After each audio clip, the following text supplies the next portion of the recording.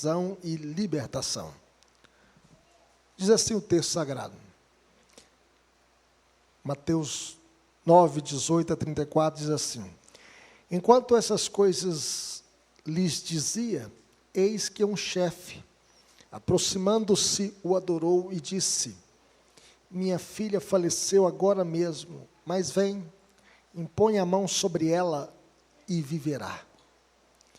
E Jesus, levantando-se, o seguia, e também os seus discípulos. E eis que uma mulher, que durante 12 anos vinha padecendo de uma hemorragia, veio por trás dele e lhe tocou na orla da veste, porque dizia consigo mesma: se eu apenas lhe tocar a veste, ficarei curada. E Jesus, voltando-se e vendo-a, disse: tem bom ânimo, filha, a tua fé te salvou. E desde aquele instante a mulher ficou sã. Tendo Jesus chegado à casa do chefe, e vendo os tocadores de flauta e o povo em alvoroço, disse: retirai-vos, porque não está morta a menina, mas dorme. E riam-se dele. Mas, afastado o povo, entrou Jesus, tomou a menina pela mão, e ela se levantou. E a fama deste acontecimento correu por toda aquela terra. Partindo Jesus dali, seguiram-no 2 cegos, clamando: tem compaixão de nós, filho de Davi. Tendo ele entrado em casa, aproximaram-se os cegos, e Jesus lhe perguntou: credes que eu posso fazer isso? Responderam-lhe: sim, Senhor. Então lhes tocou os olhos, dizendo: faça-se-vos conforme a vossa fé. E abriram-se-lhes os olhos. Jesus, porém, os advertiu severamente, dizendo: acautelai-vos de que ninguém o saiba. Saindo eles, porém, divulgaram-lhe a fama por toda aquela terra. Ao retirarem-se eles, foi-lhe trazido um mudo endemoniado, e expelido o demônio, falou mudo, e as multidões se admiravam, dizendo: jamais se viu tal coisa em Israel. Mas os fariseus murmuravam: pelo maioral dos demônios é que expele os demônios.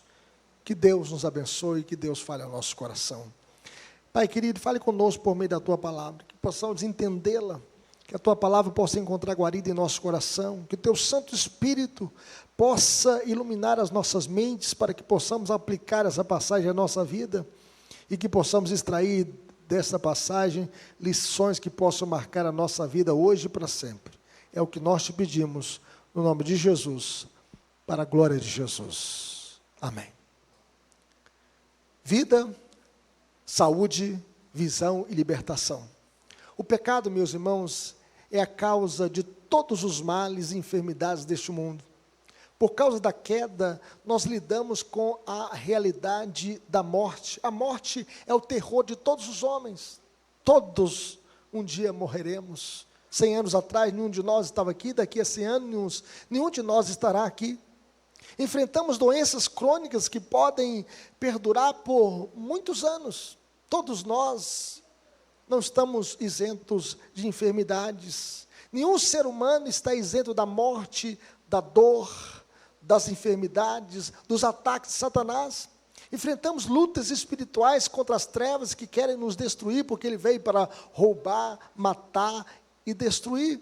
E nessa passagem nós podemos ver a história de um pai desesperado por causa de sua filhinha, que havia falecido apenas 12 anos de idade, segundo o relato do evangelista Marcos. Podemos ver a dor de uma mulher com fluxo de sangue, uma hemorragia que não se estancava.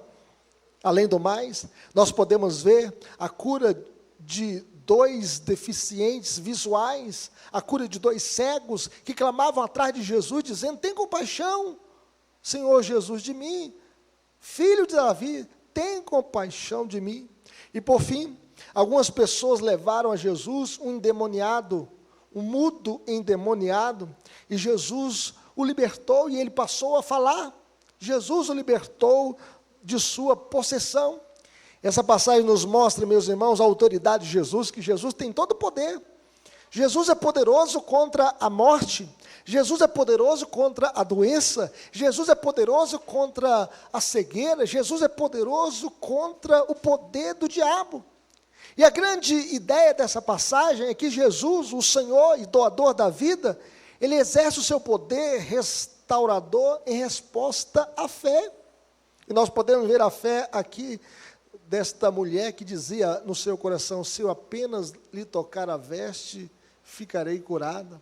Também nós podemos ver a fé deste homem, este pai desesperado, deste chefe da sinagoga, que ele dizia para Jesus: a minha filha acabou de morrer, impõe sobre ela a mão e ela viverá. Também nós podemos ver a fé desses dois deficientes visuais, desses dois cegos, que estavam vindo e acompanhando Jesus e clamando atrás dele: tem compaixão de nós, filho de Davi. E também nós podemos ver a fé daqueles que levaram o endemoniado aos pés de Jesus, para que ele pudesse curá-lo. Em primeiro lugar, meus irmãos, nós podemos ver o poder de Jesus sobre a morte e sobre a doença. E aqui nós podemos ver que Jesus estava ainda na casa de Mateus, quando um chefe da sinagoga fez um pedido urgente. O texto diz que enquanto essas coisas lhes dizia, eis que um chefe, aproximando-se, o adorou e disse: minha filha faleceu agora mesmo, mas vem, põe a mão sobre ela e viverá. O chefe da sinagoga se aproximou de uma forma extraordinária. Como ele se aproxima? Ele se aproxima de Jesus adorando. Ele se prostra diante de Jesus em adoração, mesmo diante da dor. Esta tempestade de dor levou esse chefe da sinagoga aos pés de Jesus. Mateus não revela o nome desse chefe da sinagoga, uma vez que Mateus não está preocupado com os detalhes. Mateus está preocupado com o fato. O fato que este homem tinha uma filhinha que havia morrido e que Jesus a ressuscitou. Esse foi o fato, que Mateus está focado nele. E o texto diz que Jesus foi com ele. Jesus o acompanhou até a sua casa. O texto diz que e Jesus, levantando-se, o seguia, e também os seus discípulos. Jesus, meus irmãos, caminha conosco na nossa dor. Ele está conosco na alegria, na tristeza, na saúde, na doença, está sempre conosco. Jesus não nos desampara no dia da aflição. A Bíblia diz: se o meu pai e minha mãe me desamparar, o Senhor me acolherá. Jesus está conosco em toda e qualquer situação. Ele diz: eis que estou convosco todos os dias, até a consumação dos séculos. Jesus foi com este homem. Jesus o acompanhou. Observe que, quando Jesus seguiu o chefe da sinagoga, os discípulos também foram com Jesus, como seus companheiros constantes e testemunhos oculares de seus milagres. E aqui nós podemos perceber que os discípulos estavam anotando, na sua memória e no seu caderno ali, os feitos de Jesus, os milagres de Jesus, porque eles eram testemunhos oculares dos feitos de Jesus.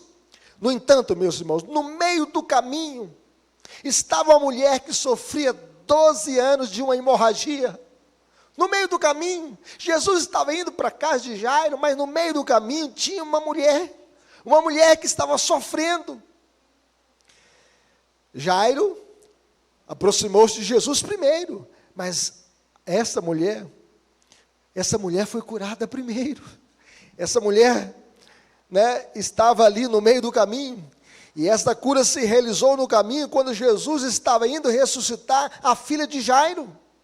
A situação desta mulher era uma situação triste, deplorável, uma hemorragia que não se estancava. Ela tinha um fluxo de sangue constante, que já durava 12 anos, e ela perdia o sangue diariamente, uma hemorragia menstrual, um sangramento excessivo. Provavelmente ela tinha uma anemia profunda, uma fraqueza constante, uma palidez, uma dor de cabeça, tonturas, queda de cabelo, falta de apetite, porque ela tinha uma hemorragia que não se estancava. Ela se encontrava cerimonialmente impura. Ela tinha que ficar como leproso, isolada, sem contato com as pessoas. Se fosse solteira, ela não podia casar-se. Se fosse casada, ela não podia se relacionar com seu marido. Não podia frequentar a sinagoga, nem se relacionar com as outras pessoas. 12 anos sem ir ao culto. 12 anos sem participar da vida social. 12 anos isolada. Levítico 15, 25 diz que quando a mulher tiver um derramamento de sangue que dure muito tempo, fora da sua menstruação normal, ou se o derramamento continuar além do período normal, ela ficará impura durante todo esse tempo, como no dia da sua menstruação. No caso dessa mulher, essa mulher estava impura por 12 anos. Com esse fluxo de sangue constante, ela não podia participar da vida pública. Ela tinha que ficar no seu isolamento, esperando o estancamento desse sangue. 12 anos no isolamento social. No entanto, esta mulher rompeu barreiras. Esta mulher ouviu falar de Jesus. Ela veio clandestinamente. O texto diz que ela veio por trás dele. Ela veio por trás. E aqui eu fico imaginando, né?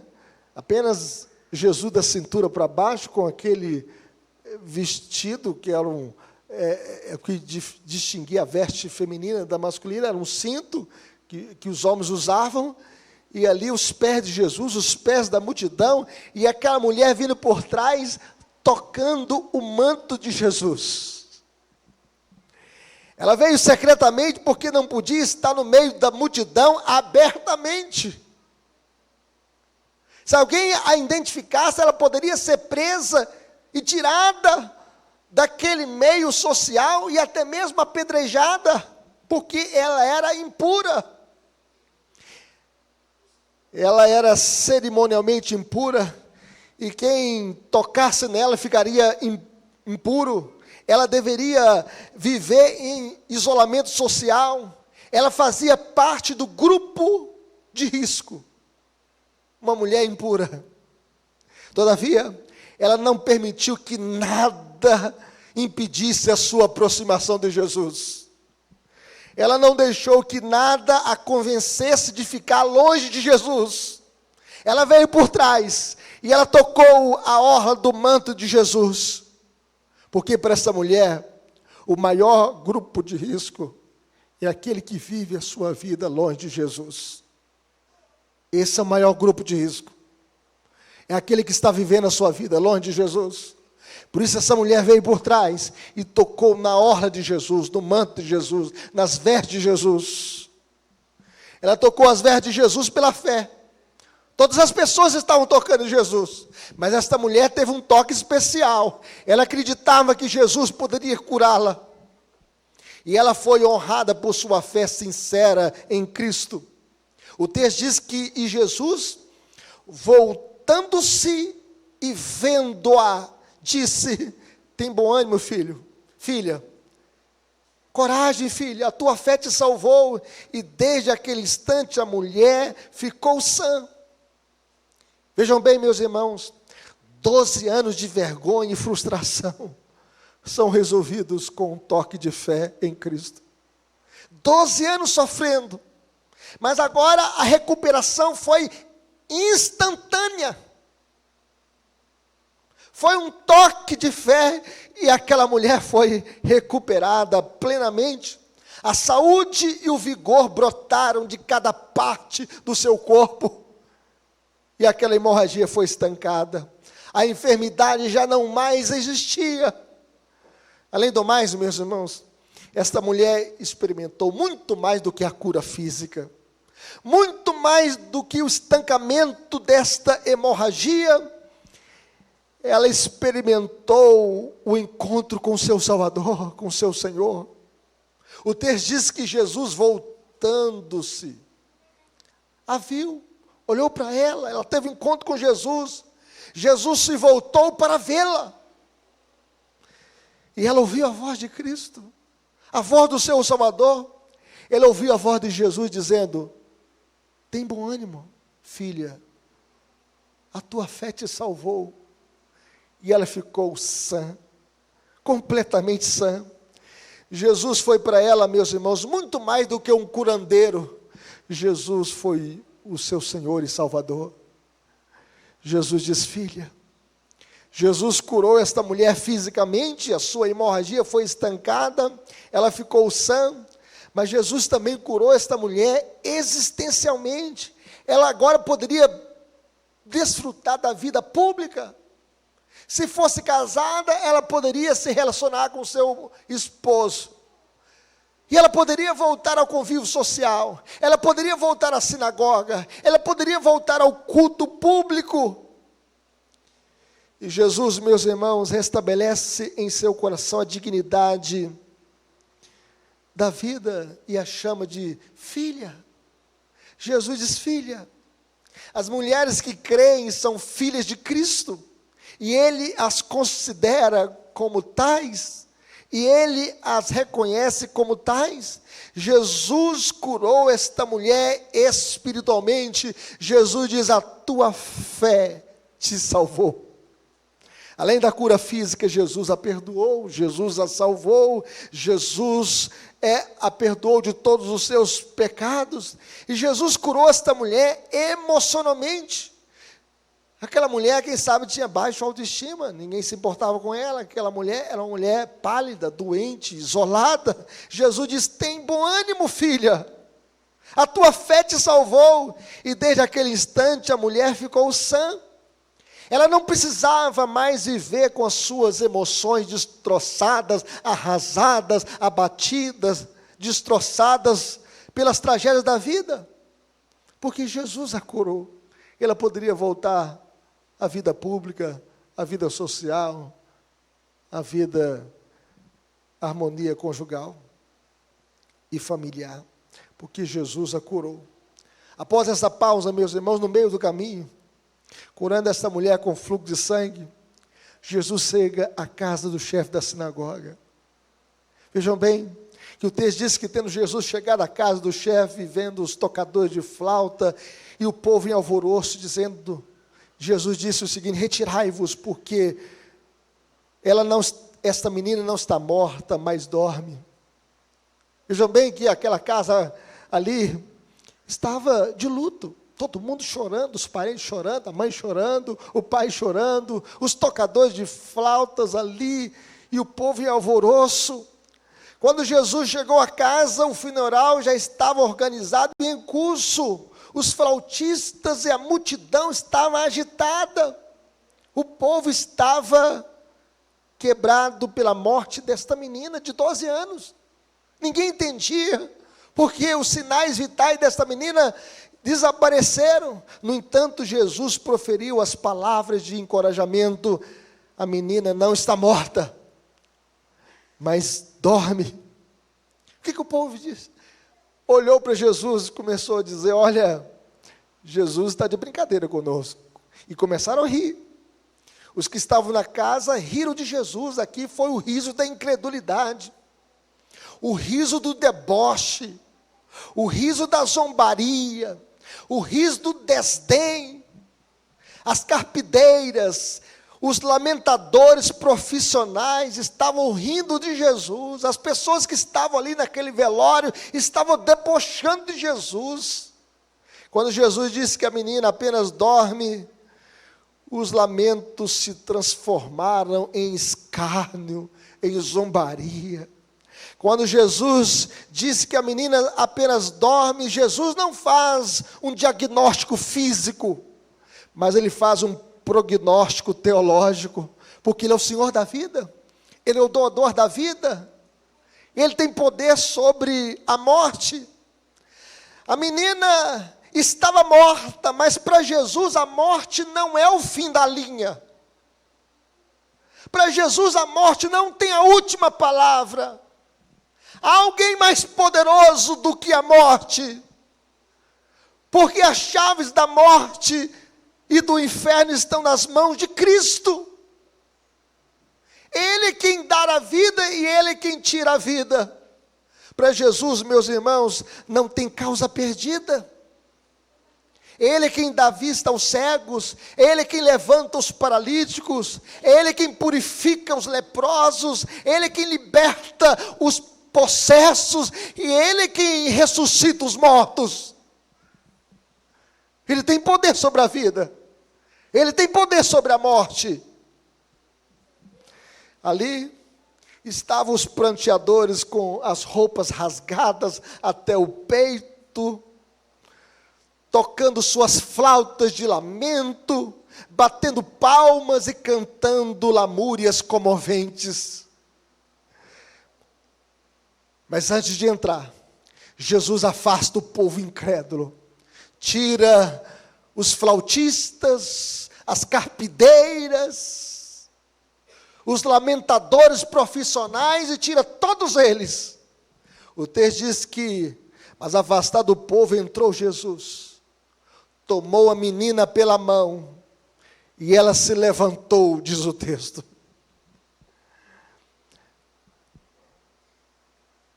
Vejam bem que o dirigente da sinagoga havia pedido para Jesus impor as mãos sobre a menina e ela viverá. Contudo, Jesus fez algo melhor ainda. Jesus toma a menina pela mão e ela se levantou. E ela se levantou da morte para a vida. A dor do luto foi estancada. Aquela hemorragia existencial da dor do luto foi vencida, porque a morte foi vencida. O choro da morte foi transformado na alegria da vida. Quando aquela menina pôs-se a andar dentro da sua casa, quando aquela menina abraçou o pai, abraçou a mãe, abraçou os parentes, abraçou as pessoas que ali estavam, nós podemos ver que Jesus, meus irmãos, tem autoridade e poder sobre o maior inimigo da humanidade, a morte. A morte é o maior inimigo da humanidade, a morte é o terror de todos os homens. A notícia deste milagre se espalhou por toda a região. Jesus ressuscitou a filha de Jairo. Jesus ressuscitou esta menina de apenas 12 anos. Jesus devolveu a sua alma novamente no corpo desta menina e ela se levantou pelo poder de Deus. Esta menina não estava desmaiada. Esta menina estava morta e Jesus a ressuscitou. Porque Ele tem poder sobre a morte.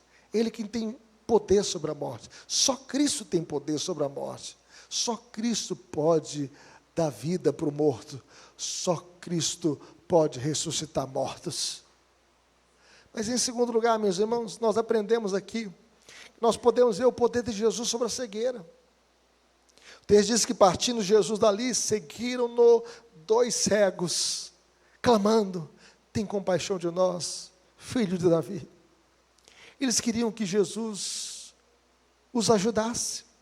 Eles clamavam, tem compaixão de nós, tem misericórdia de nós, olha para nós, filho de Davi. Esse era o grito da fé, o grito da esperança.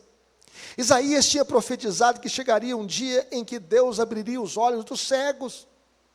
E eles tinham uma expectativa messiânica. Esses homens clamaram e chamaram Jesus de filho de Davi. Uma maneira popular de dirigir-se a Jesus como Messias. Jesus é Messias. Jesus é o cumprimento da lei dos profetas. Jesus é o menino Deus. Porque o menino nasceu, um filho se nos deu, o governo está sobre os seus ombros, e o seu nome será maravilhoso, conselheiro, Deus forte, Pai da eternidade, príncipe da paz, para que venha paz sobre o reino de Davi. Por isso eles estavam clamando o seguinte: Jesus, filho de Davi, tem misericórdia de nós. Era sabido que o Messias seria um descendente de Davi. Jesus não respondeu imediatamente aos apelos dos cegos, mas eles insistiram. Eles foram acompanhando Jesus, mesmo sem ver as árvores, as pessoas e o próprio Jesus fisicamente. Eles estavam cegos, Mas eles insistiram, seguindo Jesus até a casa onde ele estava hospedado. O foco dessa passagem, meus irmãos, é o poder da fé. Eles não desistiram, eles foram clamando atrás de Jesus até chegar à casa onde Jesus estava hospedado.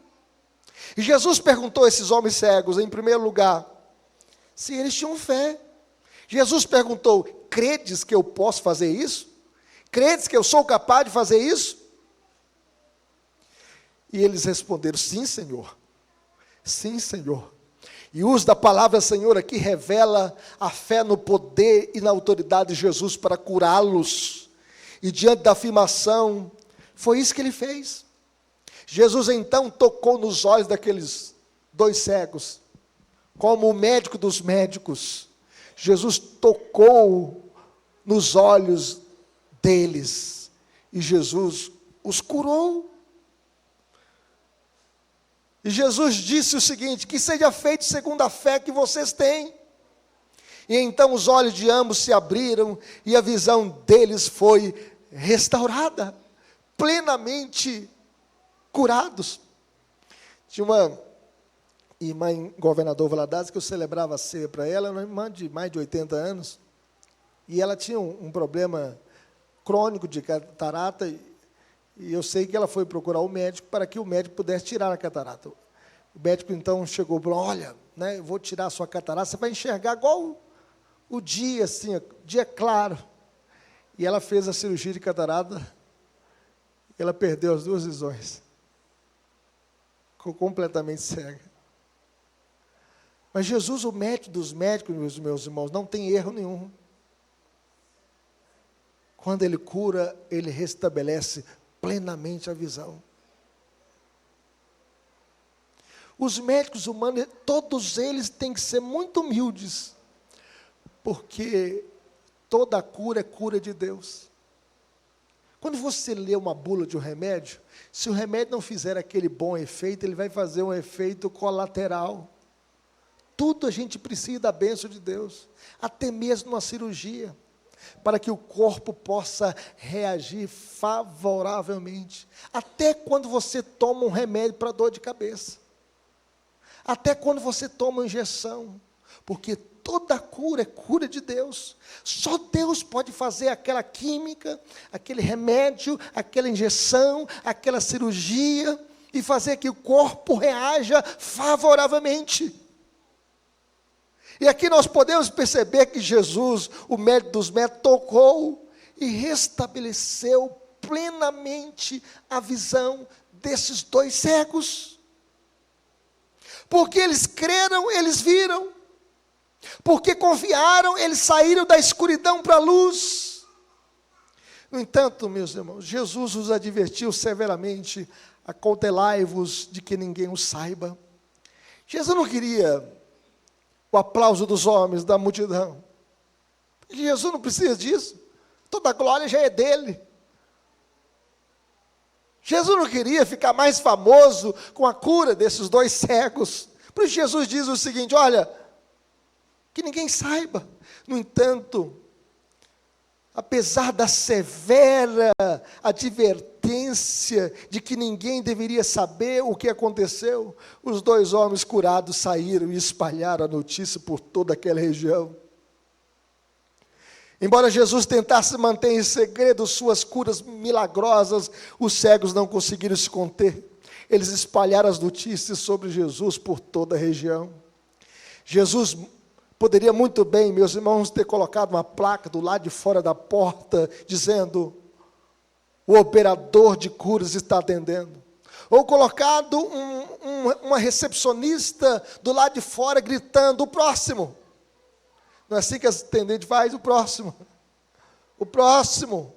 Mas Jesus não fez nada disso. Jesus não queria ser conhecido como curandeiro, mas como Salvador e luz do mundo. Porque a pior cegueira, meus irmãos, não é a cegueira física, a pior cegueira é a cegueira espiritual, quando a gente não enxerga as coisas de Deus, quando a gente não conhece Deus, quando a gente não tem um encontro com Deus vivo. A pior escravidão é a escravidão do pecado, porque o salário do pecado é a morte. O pecado mata, o pecado cega, o pecado escraviza. Além da cura física, Jesus veio nos curar da pior dor, da pior cegueira, a cegueira espiritual. Jesus é aquele que veio nos dar vida e abundância. Essa é a maior bênção que o homem pode receber na sua vida, quando ele é curado espiritualmente e ele passa a conhecer Deus. E Jesus diz: conhecereis a verdade, e a verdade vos libertará. Mas em terceiro lugar, meus irmãos, nós podemos ver o poder de Jesus sobre o diabo. Ele diz que logo após os cegos saírem, o mudo endemoniado foi levado a Jesus. Esse mudo endemoniado, que não foi sozinho, porque ele era escravo. Ele diz que ao retirarem-se eles, foi-lhe trazido um mudo endemoniado. Um homem possesso. Mateus não diz quem era, mas não importa. Parentes, amigos ou simples desconhecidos, davam no mesmo. Em todo caso, eles tinham fé em Jesus. Essas pessoas que levaram este homem até Cristo, eles tinham fé. O endemoniado não podia ir por sua própria fé. Os demônios controlavam a vontade dele. Era um controle imposto. Mas o demônio não podia controlar, dominar os que o levaram a Jesus. Eles criam em Cristo, por isso levaram. E quando o demônio se apossa de uma alma, meus irmãos, ela se torna muda para qualquer coisa que seja boa. Muda para as orações, muda para os louvores, muda para as coisas de Deus. Este homem estava mudo. O mudo endemoniado, a mudez deste homem levado a Jesus não tinha uma causa física. Não era porque a sua língua era pesada. Não, é porque ela era dominado por Satanás. Era uma mudez espiritual. Este homem não falava porque era possesso. O que estava nele não era uma enfermidade, mas um demônio. Um demônio que não o permitia que ele falasse. E Jesus expulsou o demônio do homem e ele passou a falar. Se o poder dos demônios, meus irmãos, é real, o poder de Jesus é absoluto. Jesus tem todo o poder sobre o príncipe das trevas. Jesus tem todo o poder sobre os demônios. Jesus tem todo o poder sobre o diabo. Tão logo expeliu o demônio, o homem passou a falar. A sua língua foi destravada. Uma vez mais, meus irmãos, a multidão ficou maravilhada, dizendo: jamais se viu tal coisa em Israel. O milagre de Jesus na vida deste homem, possesso, mudo, por causa da ação de Satanás na vida dele. No entanto, os fariseus murmuravam, dizendo: ele expulsa os demônios usando o poder do chefe dos demônios. E aqui nós podemos ver a incredulidade dos fariseus, dos doutores da lei, dos religiosos. Isso era uma blasfêmia, meus irmãos, contra o Espírito Santo. Uma vez que atribuíram a Satanás um milagre realizado por Cristo no poder do Espírito Santo, Jesus fazia isso no poder do Espírito Santo. Jesus foi gerado pelo Espírito Santo, Jesus foi batizado com o Espírito Santo, Jesus foi enviado ao deserto pelo Espírito Santo para ser tentado pelo diabo, e Jesus, ele foi ungido pelo Espírito Santo para libertar as pessoas oprimidas pelo diabo. E Jesus andava por toda parte, curando a todos os oprimidos do diabo, porque Deus era com ele. E eles estavam acusando Jesus de estar em conluio com Satanás. Para os fariseus do primeiro século, quem era o inimigo de Israel? Roma, o Império Romano. Mas quem é o inimigo real por trás de tudo isso? Satanás. O poder das trevas para impedir que Israel seja uma nação santa, de ser resgatada de sua situação atual. Mas quem estava trabalhando secretamente para Satanás? Eles disseram: Jesus. Jesus está trabalhando para Satanás. A acusação dos fariseus é que Jesus era um associado do maligno. Eles estavam dizendo o seguinte: ele expulsa demônios por intermédio do príncipe dos demônios. Eles estavam acusando Jesus, chamando de bruxo, que Jesus era um feiticeiro. No entanto, esta acusação era falsa, diabólica e uma blasfêmia imperdoável, um pecado sem perdão, porque estavam atribuindo uma cura que Jesus fez pelo poder do Espírito Santo, dizendo que Jesus estava sendo usado pelo chefe dos demônios. Por isso, uma blasfêmia, um pecado imperdoável, tanto nesta vida quanto no porvir. Aplicações para a nossa vida, meus irmãos. Como viveremos? Como nós devemos viver a vida? Confiando somente em Cristo. A mulher enferma dizia no seu coração: se eu apenas lhe tocar as vestes, eu ficarei curada. Eu ficarei livre da minha moléstia. O chefe da sinagoga disse: minha filha morreu. Impõe a mão sobre ela e viverá. Esse chefe da sinagoga creu no Senhor. Os dois cegos clamavam, dizendo: Jesus, filho de Davi, tem compaixão de nós. E Jesus perguntou: vocês creem? E eles responderam: sim, Senhor, nós cremos. O endemoniado mudo foi levado aos pés de Jesus por alguém que cria em Jesus. A fé intercessora. Você pode interceder para o seu filho que está desviado, para o seu esposo que ainda não é crente, por sua família. Você pode ter uma fé intercessora, porque o que pede recebe, o que busca encontra, e quem bate abre-se-lhe-á. Só Jesus, meus irmãos, pode aliviar as nossas dores. Ele diz: vinde a mim todos que estáis cansados e sobrecarregados, e eu vos aliviarei. Só Jesus pode nos dar vida eterna. Só Ele pode abrir os nossos olhos para enxergarmos as coisas de Deus. Só Ele pode nos tirar da escuridão para a luz. Só Ele pode nos libertar das garras de Satanás e nos livrar da morte eterna. Ele prometeu ressuscitar o nosso corpo de humilhação para ser igual ao corpo da sua glória.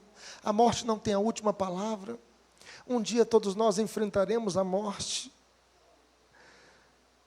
Mas um dia, no dia que Jesus voltar, os mortos em Cristo ressuscitarão primeiro.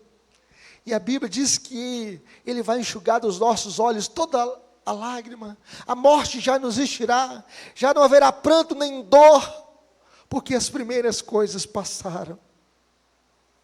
Nós cremos na ressurreição.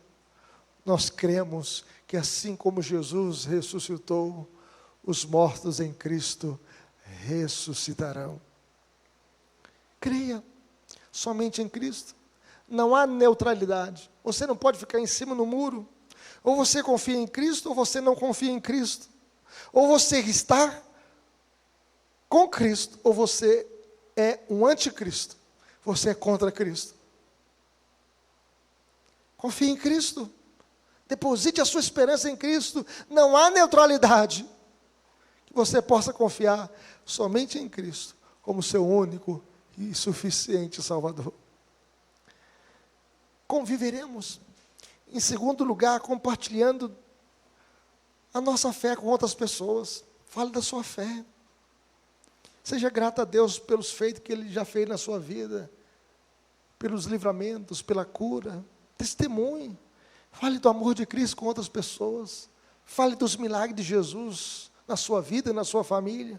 Compartilhe a sua fé com outras pessoas. Fale da sua fé. Nós cremos, meus irmãos, com o coração, mas nós confessamos com a boca. Quem crê com o coração deve confessar com a boca. Devemos viver compartilhando a nossa fé com outras pessoas. Que Deus nos abençoe. No nome de Jesus. Amém? Vamos colocar em pé? Vamos falar com Deus? Coloque a sua vida, a sua família, tudo nas mãos de Cristo.